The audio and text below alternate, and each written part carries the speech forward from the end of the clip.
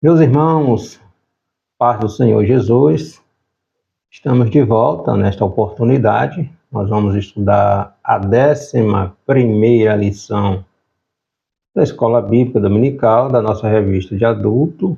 Estamos estudando as cartas escritas pelo apóstolo Paulo aos irmãos da Galácia e também aos irmãos ali da comunidade de Efésios.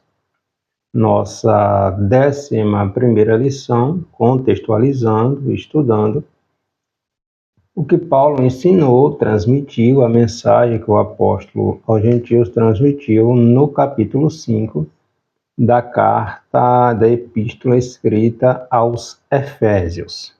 Neste capítulo, Paulo vem tratar sobre a conduta cristã no mundo e no lar. Ele traz também ensinamentos a respeito do relacionamento familiar, da conduta da esposa para com o marido e também as responsabilidades do esposo, do homem para com a sua mulher, para com a sua esposa. Vamos trazer um resumo do que trata a nossa 11ª lição.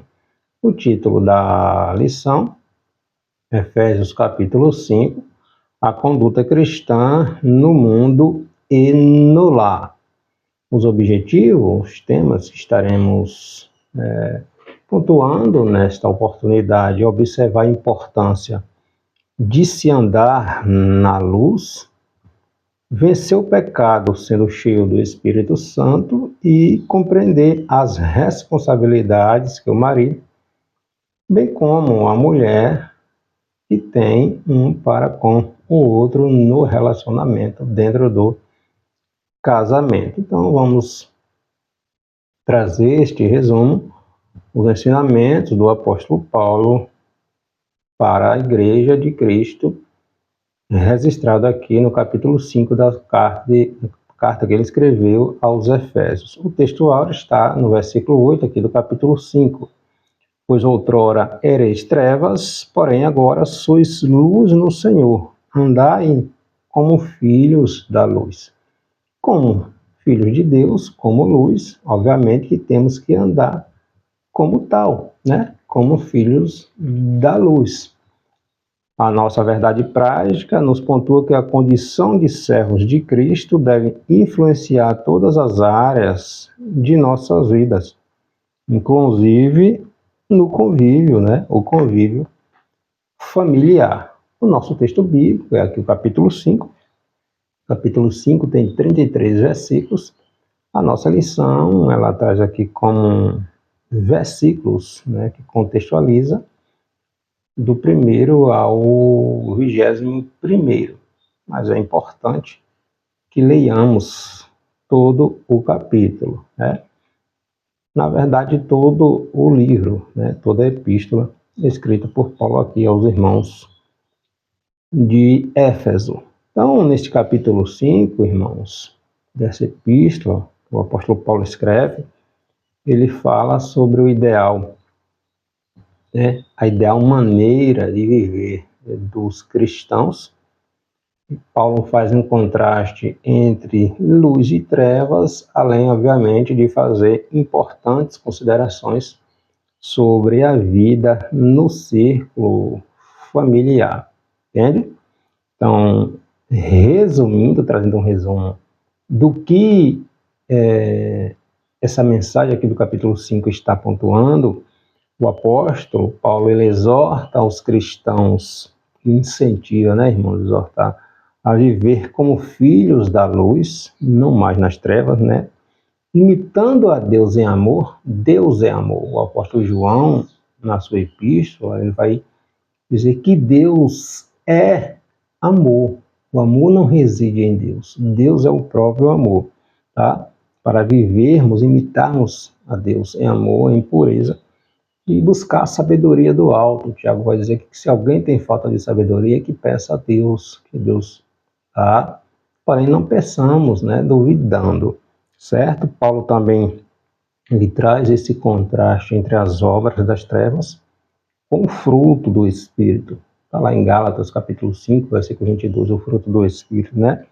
Incentivando o cristão a viver uma vida santa, longe, obviamente, da imoralidade, da cobiça, da linguagem própria, né? Não condiz com aqueles que vivem na luz. A gente vê também o apóstolo orientando os crentes a aproveitarem, os cristãos, né? Aproveitarem bem o tempo, né?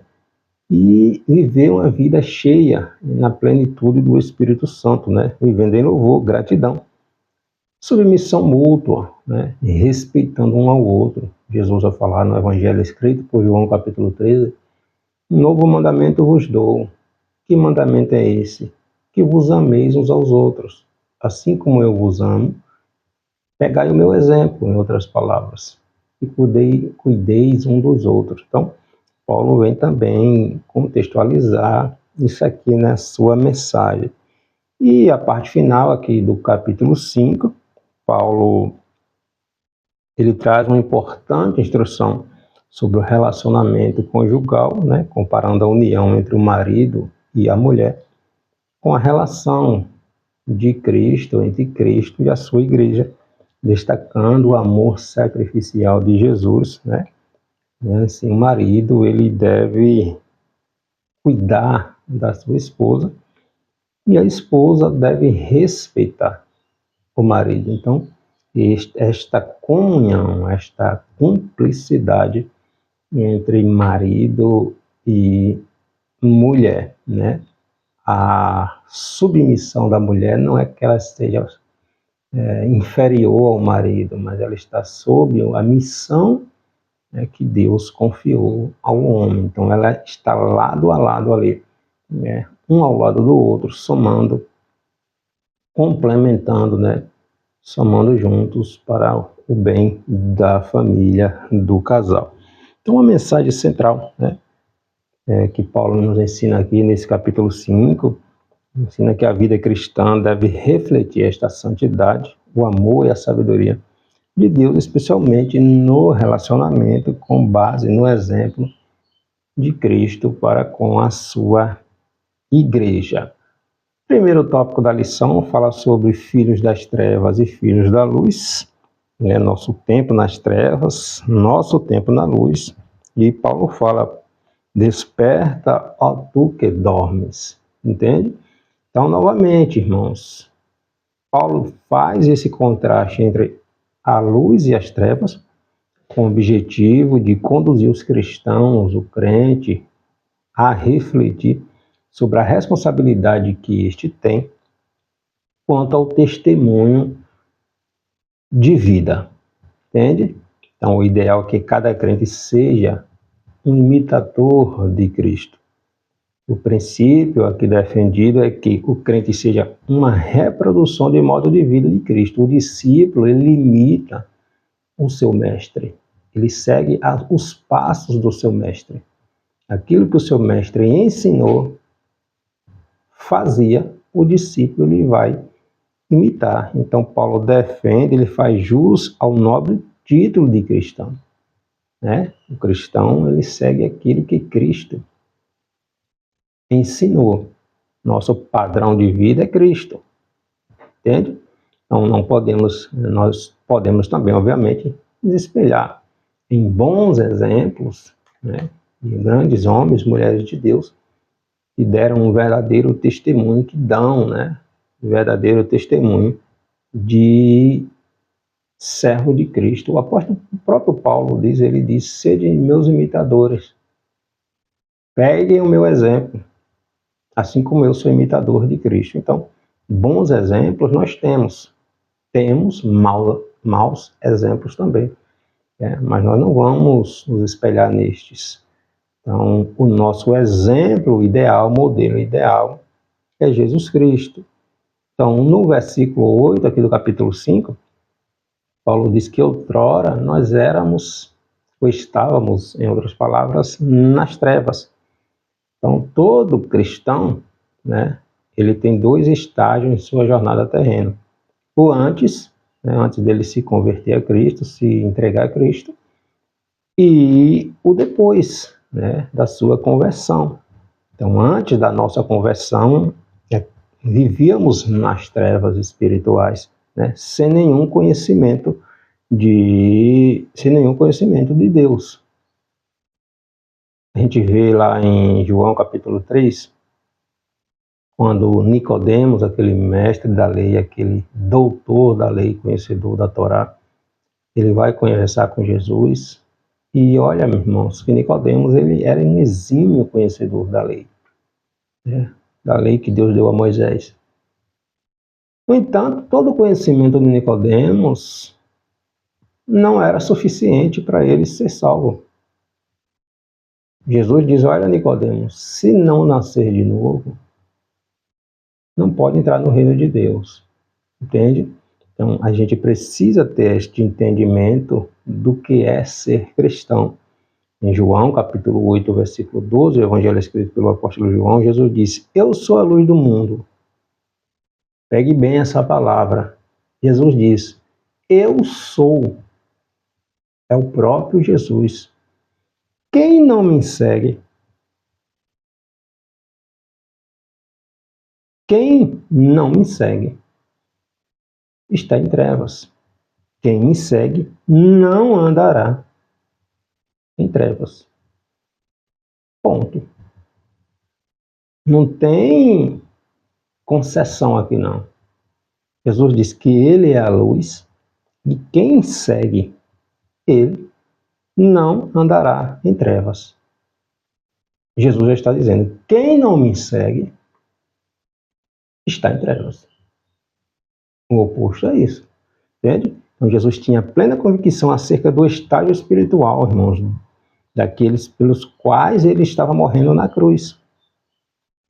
Toda a humanidade. Então, quem não segue a Cristo, quem não está em Cristo, está em trevas, né? Então, o seu sacrifício, o sacrifício de Jesus na cruz, quebrou este domínio, né, que as trevas tinham sobre a criação. Adão peca, né, desobedece a Deus, o mal entra no mundo, a maldade entrou na natureza, né? Desde então, o homem peca, está escravo do pecado. Então, Jesus morreu e o preço da nossa redenção, a cédula, né, a condenação, a sentença que estava sobre nós, Jesus anulou, pagou o preço, né, com a sua morte. Então, este livramento nós temos. A partir do momento que aceitamos a Jesus como nosso Senhor e Salvador, a condenação que estava sobre nós é anulada. É anulada, o preço foi pago. Então, quem está em Jesus está na luz, né? Porque ele é a luz. Ele é a salvação. Fora dele está todo mundo condenado. Entende? É isso que Paulo quer transmitir aqui, certo? Então, no versículo 8 também, Paulo continua: porém, agora sois luz no Senhor, andai como filhos da luz. Né? Esse porém agora é uma direta referência à nossa vida em Cristo. Entende? Antes da nossa conversão, estávamos em trevas, mas após nosso encontro com Cristo, é isso que Paulo está dizendo, nos tornamos filhos da luz, a luz do Senhor, né? E por que nos tornamos luz, irmãos? Quando conhecemos Cristo como Senhor, passamos a refletir a luz que vem de Cristo, pois Ele é a luz. É o que ele diz: eu sou a luz.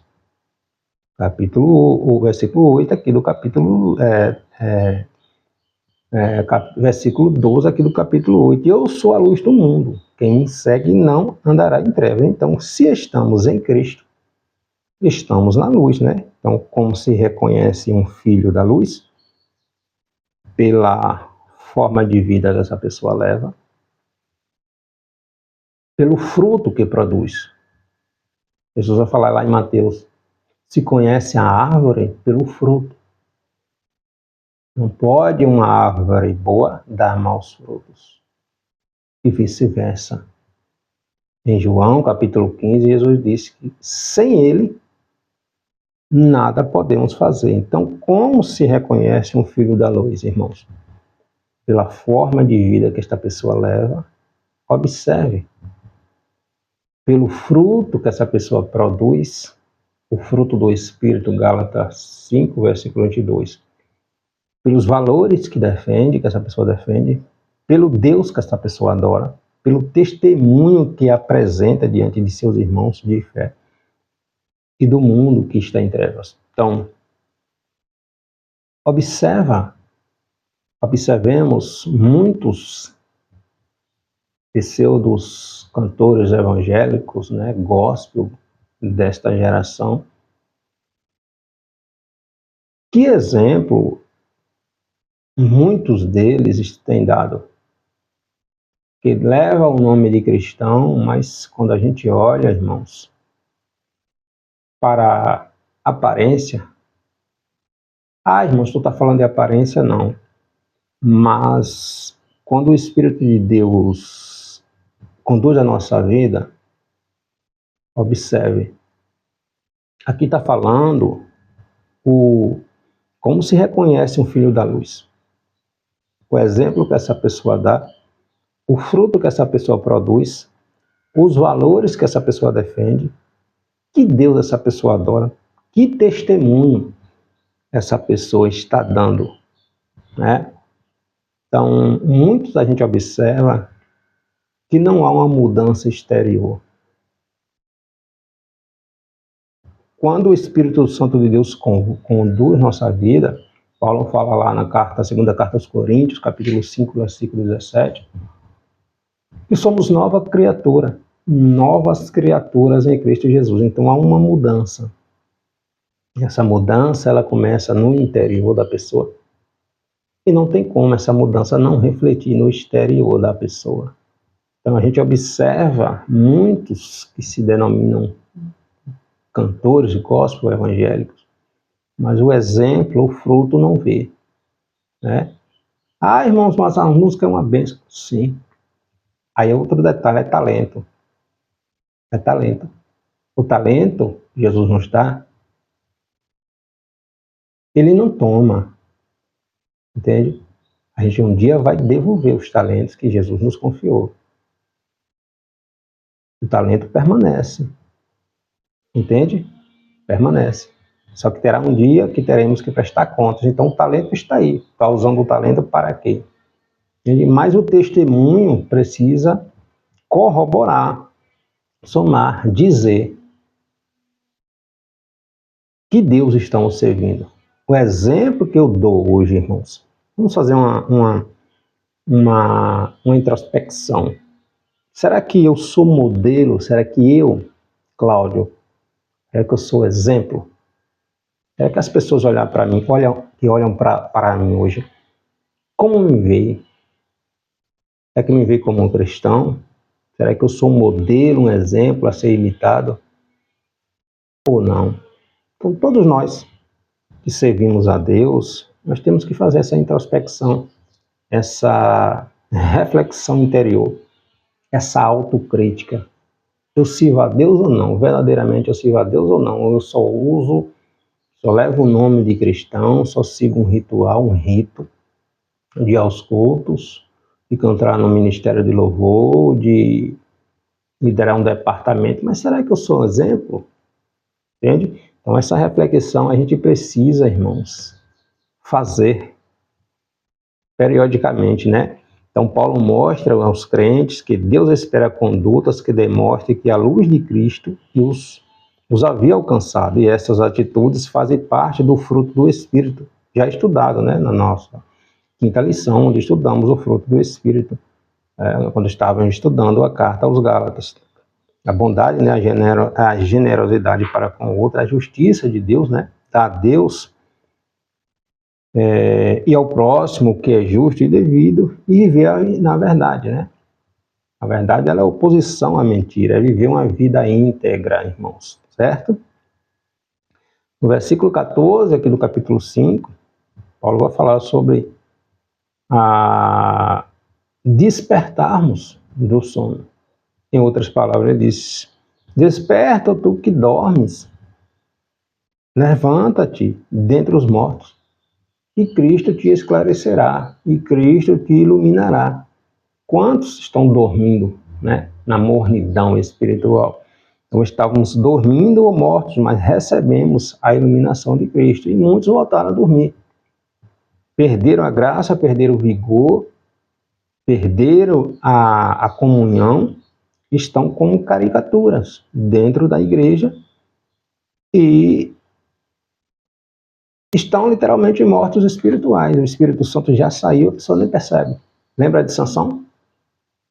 O Espírito Santo tinha saído de Sansão. Mas Sansão mais uma vez, levantarei e eliminarei os inimigos. O cabelo já tinha sido cortado e Sansão nem percebeu, né? Portanto, vede prudentemente como andais, não como nécios, como ignorantes, né? Mas sim como sábios, remindo o tempo, porque os dias são maus.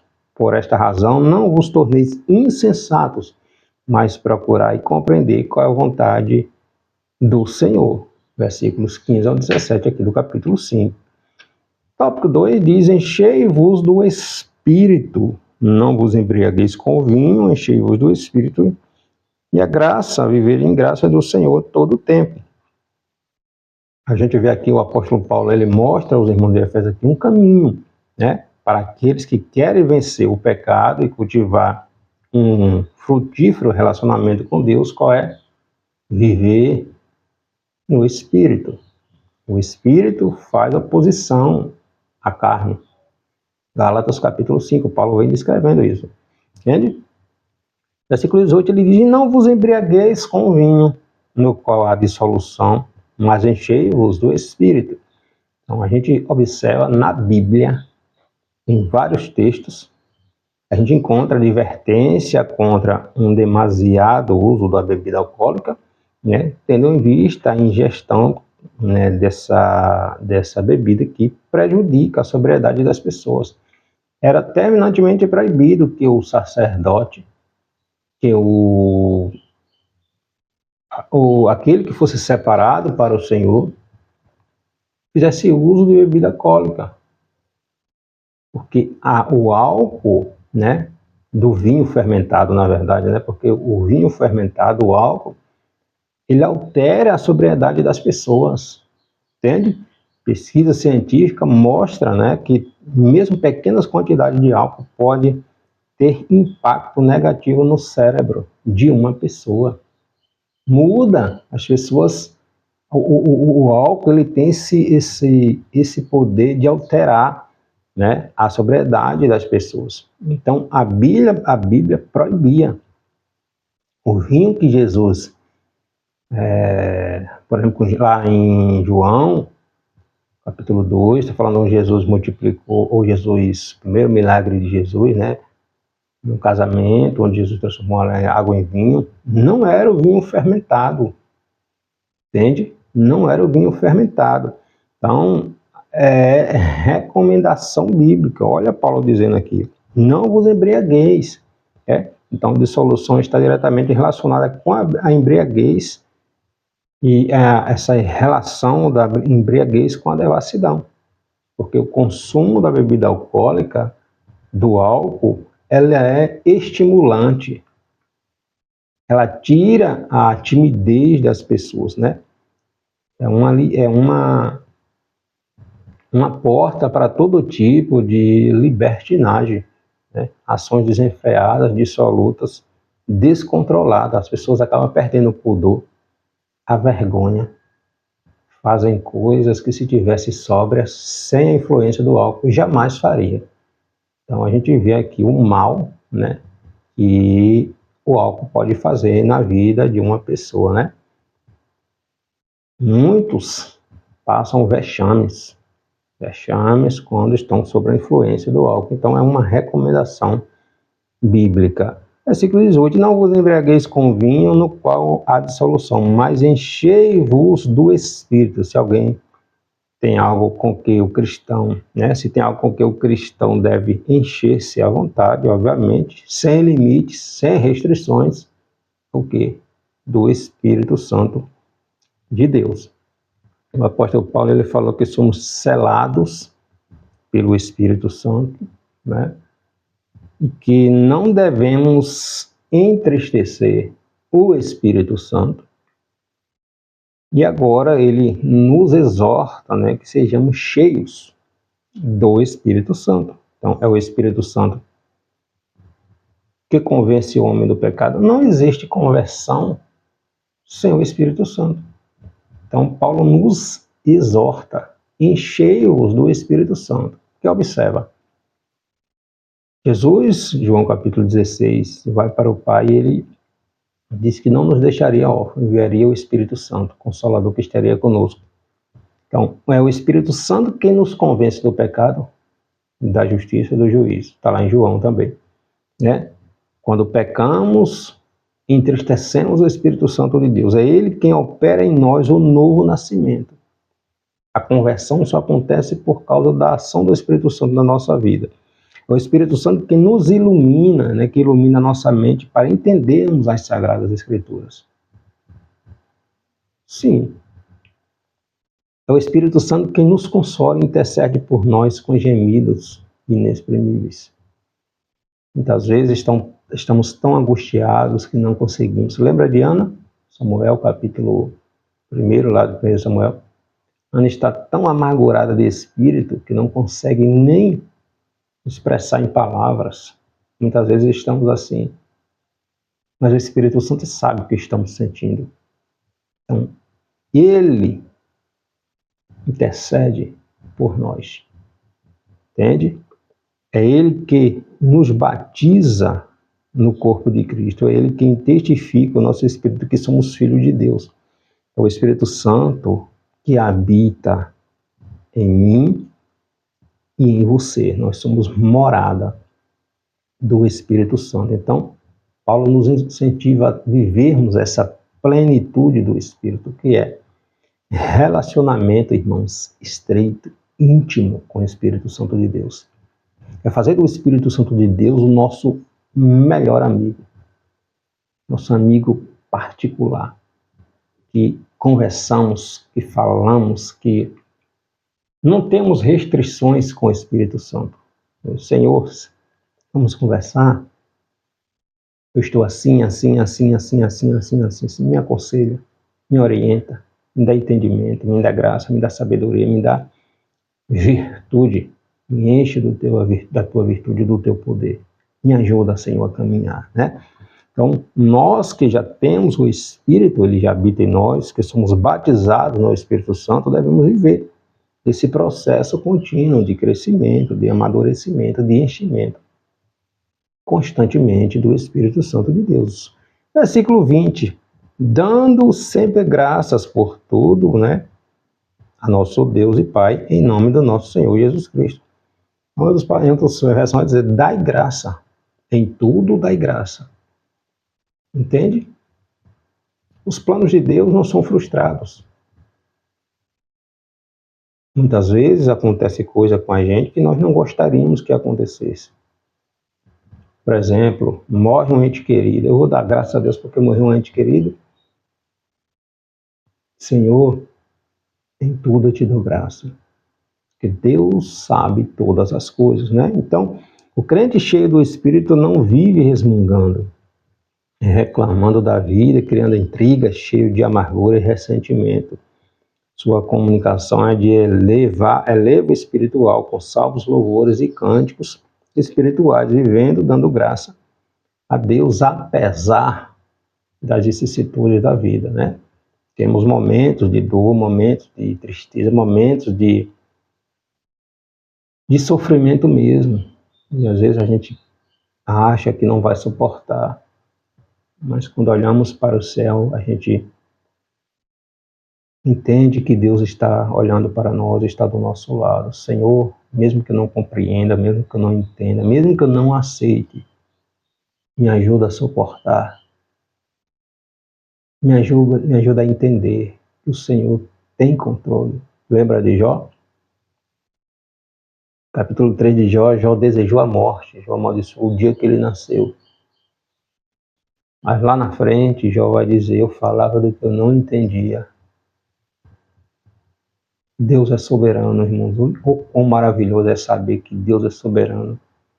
Apesar de eu não entender, não compreender, Abacuque vai falar isso no capítulo 3, versículos 17 e 18. Ainda que a figueira não floresça, Senhor, eu me alegrarei porque o Senhor tem um controle de todas as coisas, né? Então, por fim, Paulo diz, sujeitai-vos uns aos outros no amor, no temor do Senhor, né? Efésios capítulo 5, versículo 21. Uma pessoa cheia do Espírito Santo não pode ser altiva, arrogante nem soberba. Em Cristo devemos ser submissos uns aos outros. Então, é aquilo que Jesus ensina lá em João capítulo 13. Jesus está reunido com os apóstolos no cenáculo, com os 12, está lá a bacia, a toalha, a água para lavar os pés. Mas nenhum dos apóstolos, nenhum dos 12, toma a iniciativa de lavar os pés. Lavar os pés era o serviço realizado pelo servo mais humilde da casa. Então, nenhum dos apóstolos tomou a iniciativa. Então, Jesus deu o exemplo. Serviu, irmãos, aos pés dos apóstolos. Então, este é o ensinamento que Jesus nos ensina. É isso que Paulo vai dizer. Sujeitai-vos aos outros no temor do Senhor. Eu não sou melhor do que você. Você não é melhor do que eu. Obviamente que no reino de Deus, o Senhor nos dá responsabilidades diferentes. Mas se eu sou o zelador da igreja e você é o pastor da igreja, diante de Deus somos todos iguais. Deus nos vê através de Cristo e nos vê todos iguais. Somos filhos de Deus, nós temos a herança. A herança é nossa. Somos participantes das bênçãos de Cristo, que nos tornamos filhos de Deus. Obviamente, novamente, Jesus, pelo seu Espírito, nos dá responsabilidades diferentes. Aí uma coisa, adiante de Deus, somos todos iguais. Jesus morreu por todos. Entende? E fechando, a partir do versículo 22 ao 33, vai falar sobre o relacionamento familiar, né? Marido, a esposa e vice-versa, né? A família cristã, a missão da esposa, a missão do marido e o fundamento, que é o amor. Então, nessa última parte aqui do capítulo 5, o apóstolo Paulo ele fala ali do ciclo familiar, analisando o papel de cada um, né, nessa divina instituição que é a família. Então, ele sai aqui da família espiritual, fundada na paternidade do pai, e trata um pouco aqui sobre o relacionamento, as obrigações, as responsabilidades, né, do marido e da esposa, né? Versículo 22, as mulheres sejam submissas a seus próprios maridos como ao Senhor. Então, novamente, pontuando, a expressão mulheres sujeitas em tudo está fundamentada no princípio espiritual de que Cristo é o cabeça da igreja, né? Aqui é que essas feministas, pelo amor de Deus, irmã, né, se você está assistindo, olha para a Bíblia. A mulher, a missão, a mulher, ela não é submissa no sentido de não ter voz, de ser oprimida. Aqui a palavra aqui, submissa, ela está sob a missão que Deus deu ao homem, entende? Então, a expressão mulher sujeita em tudo está fundamentada no princípio espiritual de que Cristo é a cabeça da igreja, em tudo. Então, o marido ele deve exercer a liderança em tudo quanto pertence à relação matrimonial. E a submissão não significa inferioridade. Não é que a mulher não tem voz, né? É uma complementude. A mulher ela está auxiliando, ela está do lado, ao lado, né? Sustentando. Senão o homem cai. Não é bom que o homem esteja só, olha o que Deus diz. Não é bom que o homem esteja só. Faremos uma auxiliadora, uma adjuntora. Alguém que está ao lado dele, ao lado dele, somando, sustentando. A mulher, ela tem percepções que o homem não tem. O homem, ele é muito mais racional. A mulher, ela tem um lado emotivo muito grande. Então, ela veio para complementar, para somar. Entende? Para somar, irmãos. É somar, não é dividir, não. É soma. Então, a missão, a responsabilidade, Deus deu ao homem. E a mulher, ela veio sustentar ao lado. Sustentar, está ao lado, literalmente, ao lado do homem. Entende? Então, não é que a mulher seja inferior ao homem, como ensina, distorce, né, esse movimento feminista. Então, a submissão é pôr-se debaixo da missão de outra pessoa, tem o sentido de ajudar, de ajudadora mesmo. A relação familiar deve ser como uma via de mão dupla, onde a esposa respeita o marido deve merecer, né, o respeito da mulher. Tem que merecer. Entende? Então, homens, ó, desperta, acorda para a vida, né? Versículo 25, maridos, amai vossas mulheres, como também Cristo amou a igreja e a si mesmo se entregou por ela. Então, quando Paulo fala sobre o bom relacionamento entre marido e esposa, ele usa a figura da igreja como exemplo. A marca de Cristo na igreja é o amor. E é esse sentimento que deve ser a tônica no trato, né, que o marido dá à sua esposa, né? Tudo que Cristo fez pela igreja, o marido deve praticar em relação à sua esposa, tá? Então, irmãos, não é como se ensina aí não, né? Então, comparação com Cristo como cabeça da igreja, Efésios capítulo 1, versículo 22, capítulo 4, versículo 15, Colossenses 1, 18, também pontuando, fazendo uma visão mais sobre isso, revela em que sentido o marido é o cabeça da mulher. A liderança masculina deve se restringir ao casamento e deve ser de forma servidora e sacrificial, né? Sempre visando o bem-estar de sua esposa, do seu lar, né? Do seu casamento. E o fundamento é o amor, entende? Não obstante, versículo 33, né? Não obstante, vós, cada um, ame a sua própria esposa como a si mesmo, e a esposa respeite o marido. Olha o que diz em outra versão. Assim também vós, cada um, em particular, ame a sua própria mulher como a si mesmo, e a mulher reverencie o seu marido. Então, o melhor paralelo da vida a dois é o relacionamento, né? A relação entre Cristo e a igreja, é o exemplo ideal, né, que Paulo nos ensina. E esse princípio bíblico não é o controle do homem sobre a mulher, mas sim um amor que une, né, o casal. O amor, ele é durável, né, ele é maduro, ele é responsável, ele é decidido. O amor, né, é a razão que leva um homem a deixar a sua família, né, a casa dos seus pais, a fim de dividir uma vida com uma mulher, né, formando assim uma nova família.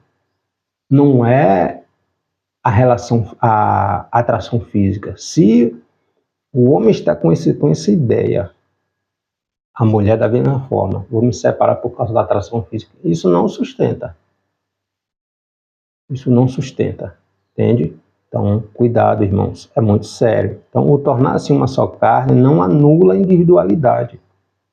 Somos pessoas de personalidades diferentes, de características diferentes, né? Unidos, morando juntos num só lar, debaixo de um só teto. Personalidade diferente, temperamento diferente, características diferentes, que juntos somam, se complementam.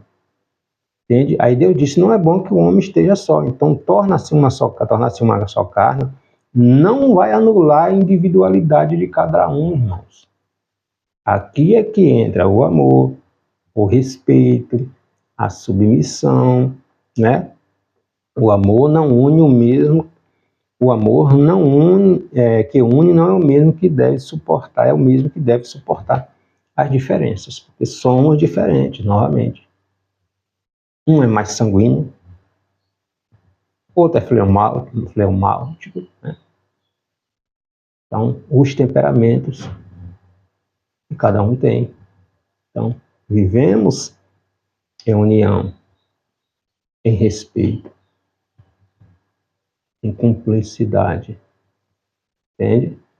Mas não é que o homem seja superior à mulher, de jeito nenhum. Responsabilidade diferente, lembra do que eu falei? Responsabilidade diferente. Deus deu uma responsabilidade ao homem e deu outra à mulher, no lar, entende? Então, tornar-se uma só carne não anula a individualidade. O amor que une é o mesmo que deve suportar as diferenças, né? Então, o lar cristão deve ser mais do que uma casa, né? Casa se faz com tijolos, com cimento, com areia, né? Um lar se constrói com valores, com princípios. Valores cristãos são inegociáveis, princípios cristãos são inegociáveis. No lar, pais, filhos contracenam sem ensaios. É a vida real, irmãos, as relações em família. Não é aquilo que se vê aí em rede social, não. É o real. E se faltar o amor, o princípio bíblico, né, os valores cristãos, não subsiste. Então, nós somos o povo de Deus, os servos de Deus, os filhos de Deus. E nós temos a Bíblia, a palavra de Deus, como nosso modelo a ser seguido, né? Então, nosso relacionamento com Cristo serve de reflexo para iluminar o nosso relacionamento matrimonial e familiar, né? Orientando-nos em amor e respeito mútuo, segundo o modelo, o exemplo de Cristo e da sua igreja. Amém? Próxima lição, vamos estudar o capítulo 6, onde Paulo trata sobre a batalha espiritual, as armas espirituais do crente para vencer o mal. A nossa luta não é contra o nosso irmão. Deus abençoe.